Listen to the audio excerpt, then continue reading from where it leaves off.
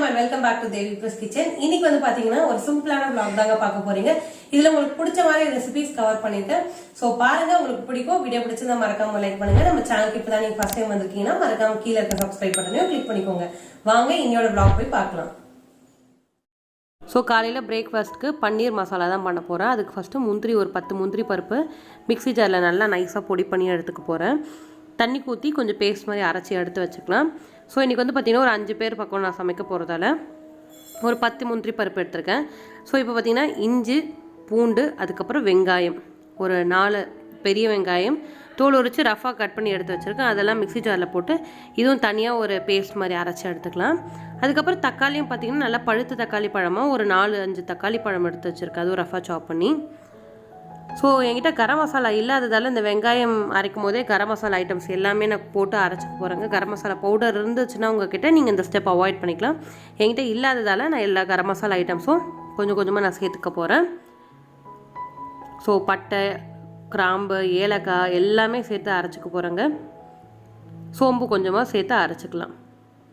So இதில் பார்த்திங்கன்னா இஞ்சி, பூண்டு, வெங்காயம், கரம் மசாலா ஐட்டம்ஸ், சீரகம் எல்லாம் சேர்த்து நல்லா அரைச்சி எடுத்துக்க போகிறேன். அந்த மாதிரி தக்காளியும் பார்த்திங்கன்னா ரஃபாக கட் பண்ணி எடுத்து வச்சுருக்கேன். ஒரு 4-5 தக்காளி பழம், பெரிய தக்காளி பழம் எல்லாமே. ஸோ அதுவும் எடுத்து வச்சுருக்கேன். கூடவே பார்த்திங்கன்னா பன்னீர் நல்லா எண்ணெயில் வறுத்து எடுத்து வச்சுருக்கேன். இப்போ என்ன பண்ணலாம், எண்ணெயில் ஃபஸ்ட்டு இந்த அரைச்ச வெங்காயம், இஞ்சி, பூண்டு, கரம் மசாலா ஐட்டம்ஸ் எல்லாமே சேர்த்துடலாம். சீரகம், சோம்பு எல்லாமே போட்டு அரைச்சிருக்கோம் இல்லையா, அது நல்லா போட்டு எண்ணெயில் நல்லா வதக்கிடுவோம். நல்லா அப்படியே வெங்காயத்தோட பச்சை வாசனை போகணும், அதே சமயம் கலரும் சேஞ்ச் ஆகணும். அந்தளவுக்கு நல்லா கொதிக்க விட்டு வறுத்து எடுத்துக்கலாம்.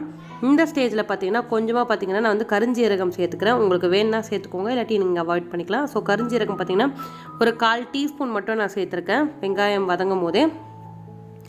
தக்காளியோட பார்த்திங்கன்னா நான் வந்துட்டு காஞ்ச மிளகா ஒரு 4-5 காஞ்ச மிளகாவும் சேர்த்து அரைச்சிக்க போகிறேன். காஷ்மீரி மிளகாவாக இருந்தால் நீங்கள் சேர்த்து அரைச்சிக்கோங்க, நல்லா கலர் இருக்கும். பட் காரம் பார்த்திங்கன்னா கொஞ்சம் கம்மியாக தான் இருக்கும். இப்போ வெங்காயத்தோட கொஞ்சமாக கல்லுப்பு சேர்த்து நான் வதக்கி எடுத்துகிட்ருக்கேன். மூடி போட்டு ஒரு 5 நிமிஷம் அப்படியே இருக்கட்டும். ஸோ காஷ்மீரி மிளகா இருந்ததுன்னா நீங்கள் அரைச்சிக்கோங்க அது. அதுக்கப்புறம் பார்த்திங்கன்னா தக்காளி பழமெல்லாம் சேர்த்து இதுவும் நல்லா பேஸ்ட்டாக அரைச்சி எடுத்து வந்துக்கலாம்.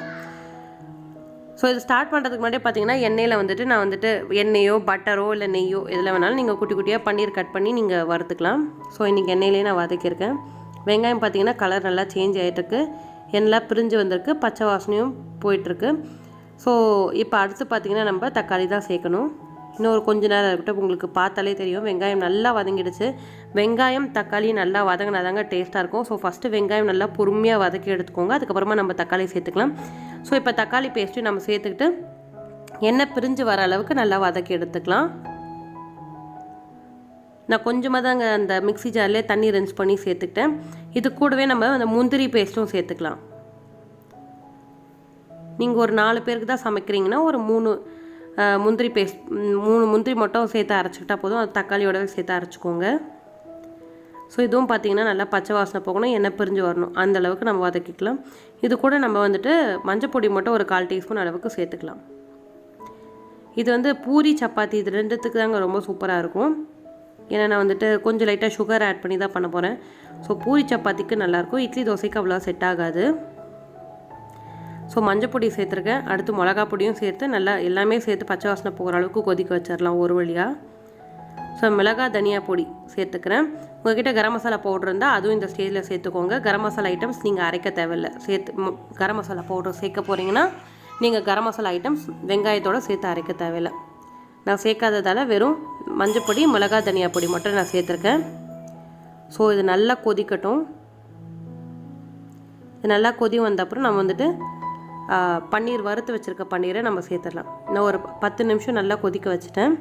ஸோ இந்த ஸ்டேஜில் நல்லா வறுத்து வச்சுருக்க பன்னீரையும் நம்ம சேர்த்து மிக்ஸ் பண்ணி எடுத்துக்கிட்டோன்னா சூப்பரான பன்னீர் மசாலா ரெடி. பன்னீர் கேப்சிகம் மசாலா கூட நம்ம சேனலில் நான் அப்லோட் பண்ணியிருக்கேன், செக் பண்ணாதவங்க செக் பண்ணி பாருங்கள். ஸோ பார்த்திங்கன்னா சூப்பராக சப்பாத்தி, பூரி கூட சூப்பரான காம்பினேஷன். இன்றைக்கி நாங்கள் வந்து சப்பாத்தியோட தான் இது நாங்கள் தொட்டு சாப்பிட போகிறோம்.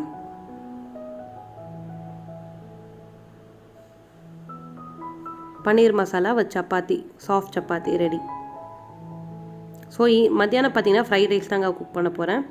ஸோ எண்ணெய் சேர்த்துக்கலாம், கூடவே கொஞ்சமாக நெய் சேர்த்துக்கலாம். நெய் சேர்த்துக்கிட்டோன்னா வாசனையாக இருக்கும். காய்கறிகள்னு பார்த்தீங்கன்னா நான் கேரட், வீட்டில் இருக்க காய்கறி, பேசிக் காய்கறி ஃப்ரைட் ரைஸ்க்குலாம் என்ன சேர்ப்போமோ அது மட்டும் தான் எடுத்திருக்கேன். ஸோ ஒரு நல்ல பெரிய கேரட் இருந்தது, அது இந்த மாதிரி நீளமாக கட் பண்ணி எடுத்துக்கிட்டேன். கூடவே பார்த்தீங்கன்னா குடமிளகா ஒரு அரை குடமிளகா எடுத்துக்கிட்டேன். ஸோ இது எண்ணெயில் வதக்கிடலாம் கேரட். அதுக்கப்புறமா குடமிளகா சேர்த்துக்கலாம். குடமிளகாலாம் கொஞ்சம் சீக்கிரமாக வதங்கிடும். கேரட் மட்டும் கொஞ்சம் லைட்டாக, ரொம்ப வேக வைக்கக்கூடாது. ஃப்ரைட் ரைஸ் பொறுத்த வரைக்கும் நல்லா க்ரன்ச்சியாக தான் இருக்கணும் வெஜிடபிள்ஸ். ஸோ அடுத்து பார்த்திங்கன்னா குடமிளகாவும் சேர்த்துக்கிட்டேன்.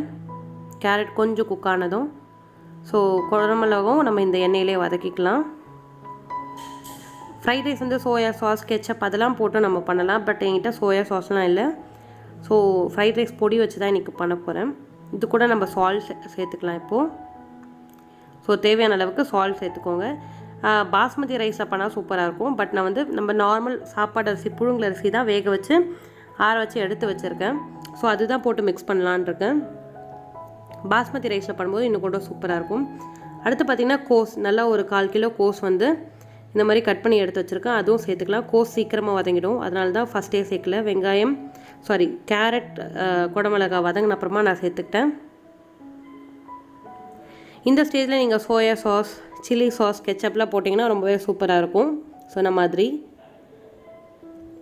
ஸோ என்கிட்ட டொமேட்டோ கெச்சப் மட்டும் இருந்தது. ஸோ நான் அதை மட்டும் கொஞ்சமாக சேர்த்துக்க போகிறேன்.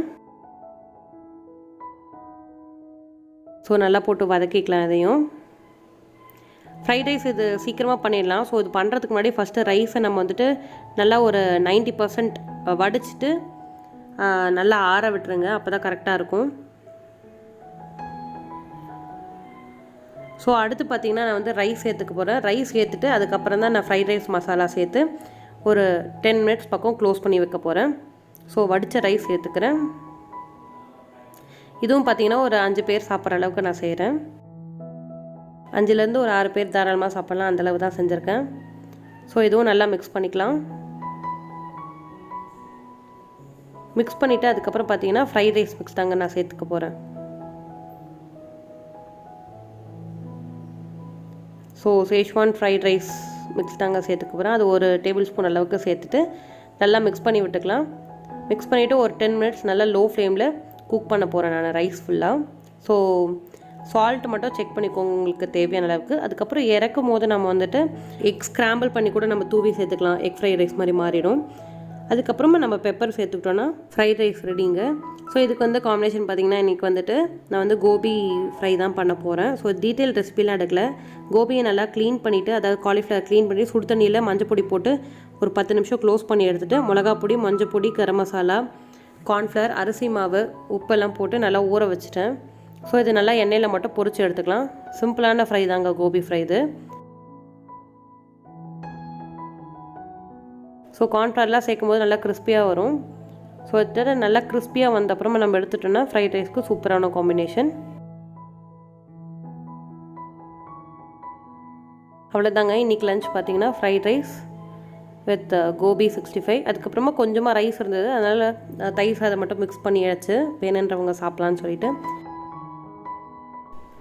ஈவினிங் பார்த்திங்கன்னா ஒரு பாவக்காய் வச்சு ஒரு சூப் மாதிரி இல்லை, பட் ஒரு ரெசிபி பண்ணலான்னு சொல்லிட்டு ரொம்பவே சூப்பராக இருக்கும். டைஜஷன் நல்லாயிருக்கும். இஞ்சி ஒரு துண்டு எடுத்திருக்கேன். அதுக்கப்புறம் அது பார்த்திங்கன்னா கற்பூரவள்ளி வந்து பார்த்திங்கன்னா ஒரு 3 இலை ஃப்ரெஷ்ஷாக எடுத்து வச்சுருக்கேன். அதுக்கப்புறம் பூண்டு ஒரு அரை பூண்டு ஃபுல்லாக பல்லாக எடுத்து வச்சுருக்கேன். அதுக்கப்புறம் சீரகம் 1 டீஸ்பூன் அளவுக்கு, மிளகு 1 டீஸ்பூன் அளவுக்கு எடுத்து வச்சுருக்கேன். அதுக்கப்புறம் பார்த்திங்கன்னா பாவக்காய், இந்த குட்டி குட்டியாக இருக்கும் பார்த்திங்களா, அந்த பாவக்காய் ஒரு 4 பாவக்காய் மட்டும் தான் இந்த மாதிரி ஸ்லைஸ் பண்ணி எடுத்து வச்சுருக்கேன். கருவேப்பிலை 2 கொத்து. பாவக்காய் கசப்பே தெரியாதுங்க இந்த மாதிரி பண்ணும்போது. நீங்கள் டைம் ட்ரை பண்ணி பாருங்கள். ஆரோக்கியமும் கூட, அதே சமயம் டைஜஷனுக்கும் ரொம்ப நல்லா இம்ப்ரூவ் பண்ணும். ஸோ பூண்டு தட்டி நான் அந்த தண்ணியில் சேர்த்துக்கிட்டேன். தண்ணி பார்த்திங்கன்னா ஒரு 6 பேர் சாப்பிட்ற அளவுக்கு நான் தண்ணி அளந்து எடுத்து வச்சுருக்கேன். 1 இன்ச் அளவுக்கு இஞ்சி, அதையும் நம்ம தட்டி சேர்த்துக்கலாம். பாவக்காய் சுத்தமாக கசப்பு இருக்காதுங்க, நீங்கள் கட்டாயம் ட்ரை பண்ணி பாருங்கள், ரொம்பவே ஹெல்த்தியான இது கூட. ஸோ இஞ்சியும் பூண்டும் தட்டி சேர்த்துக்கிட்டேன். அதுக்கப்புறமா பார்த்திங்கன்னா நம்ம சீரகமும் தட்டி சேர்த்துக்கலாம், மிளகும் தட்டி சேர்த்துக்கலாம். ரெண்டுமே ஒரு டீஸ்பூன் அளவுக்கு எடுத்துருக்கேன். இது 2-3 தட்டிக்கிறேன். தட்டி அந்த தண்ணியிலே நம்ம சேர்த்துக்கலாம். ரொம்ப நல்லாயிருக்கும் இந்த தண்ணி குடிக்கும்போது. ஸோ பாவக்காய் பொதுவாக நான் சாப்பிட மாட்டேன், வெல்லம் போட்டு பட்டினா மட்டும் தான் சாப்பிடுவேன். ஆனால் இது சூப்பராக இருந்ததுங்க அந்த டேஸ்ட்டு. ஸோ ஒரு 4 கற்பூரவள்ளி இலை மட்டும் எடுத்திருக்கேன். அதையும் இந்த மாதிரி நான் தட்டி சேர்த்துக்க போகிறேன். எல்லாமே நம்ம தட்டி சேர்த்துக்கலாம். மிக்சியில் போட்டு அரைக்க தேவையில்லை, சும்மா 1-2 தட்டி மட்டும் நம்ம சேர்த்துக்கலாம். அதுக்கப்புறம் பார்த்திங்கன்னா கருவேப்பிலை ஒரு 2 கொத்து அளவுக்கு நான் எடுத்திருக்கேன். அதுவும் சும்மா ஒரு 2 தட்டு மட்டும் தட்டிட்டு தண்ணியிலே சேர்த்துடலாம். இதெல்லாம் நல்லா கொதிக்கணும். கூடவே பாவக்காவும் சேர்த்து கொதிக்க வைக்க போகிறோம். ஸோ இஞ்சி, பூண்டு, மிளகு, சீரகம், கருவேப்பிலை, கற்பூரவள்ளி, அதுக்கப்புறமா பாவக்காய், சின்ன பாவக்காய் நல்லா குட்டி குட்டியாக ஸ்லைஸ் பண்ணி எடுத்து வச்சுருக்கோம். அதுவும் நல்லா கொதிக்க வச்சுக்கலாம். கூடவே பார்த்திங்கன்னா மஞ்சள் பொடி கொஞ்சமாக சேர்த்துக்கிறேன், ஒரு 1/4 டீஸ்பூன் அளவுக்கு. அதுக்கப்புறம் தேவையான அளவுக்கு உப்பு மட்டும் சேர்த்துக்கணும். ஸோ தண்ணி கொஞ்சமாக பார்த்து சால்ட் சேர்த்துக்கோங்க. இது நல்லா கொதிக்கட்டும். நல்லா கொதித்து உங்களுக்கு பார்த்தாலே தெரியும் சுண்டி வந்திருக்கு. இதை நான் வடித்து இது மிக்சி ஜாரில் நான் அரைச்சிக்க போகிறேங்க. இந்த கற்பூரவள்ளி, கருவேப்பிலை, இஞ்சி, பூண்டு, பாவக்காய் எல்லாமே மிக்சி ஜாரில் அரைச்சிக்கிட்டு இந்த தண்ணியோடவே நம்ம சேர்த்துக்க போகலாம். ஸோ சேர்த்துட்டு அந்த வடிகட்டின தண்ணியோடு கலந்து நம்ம குடிச்சிட வேண்டியதாங்க. ரொம்பவே சூப்பராக இருக்கும். கட்டாயம் ட்ரை பண்ணி பாருங்கள். கசப்பு சுத்தமாக இருக்கவே இருக்காது. இதை ஃபில்டர் அவுட் பண்ணிவிட்டு அந்த தண்ணி அப்படியே குடிச்சிட வேண்டியதான். ஸோ உப்பு மட்டும் தேவையான அளவுக்கு பார்த்து சேர்த்துக்கோங்க, நல்லாயிருக்கும், கசப்பு இருக்காது சொன்ன மாதிரி. ஸோ சூப்பரான பாவக்காய் ஜூஸும் ரெடி ஆகிடுச்சு. ஹோப் எல்லாருக்குமே இன்றைக்கி இந்த vlog பிடிச்சிருக்கோன்னு நினைக்கிறேன். உங்களுக்கு ஏதாவது யூஸ்ஃபுல்லான ஐட்டம்ஸ் இன்றைக்கி நீங்கள் தெரிஞ்சிருப்பீங்கன்னு நினைக்கிறேன். சப்போஸ் நீங்கள் எதாவது ட்ரை பண்ணிங்கன்னா உங்களோட ஃபீட்பேக் கமெண்ட் செக்ஷனில் கொடுங்க. நம்ம சேனலுக்கு இப்போ தான் ஃபஸ்ட் டைம் வந்திருக்கீங்கன்னா மறக்காம கீழே இருக்க சப்ஸ்கிரைப் பட்டன் கிளிக் பண்ணிவிடுங்க. கூடவே பக்கத்தில் இருக்க லைக் பட்டனையும் கிளிக் பண்ணிக்கோங்க. நன்றி.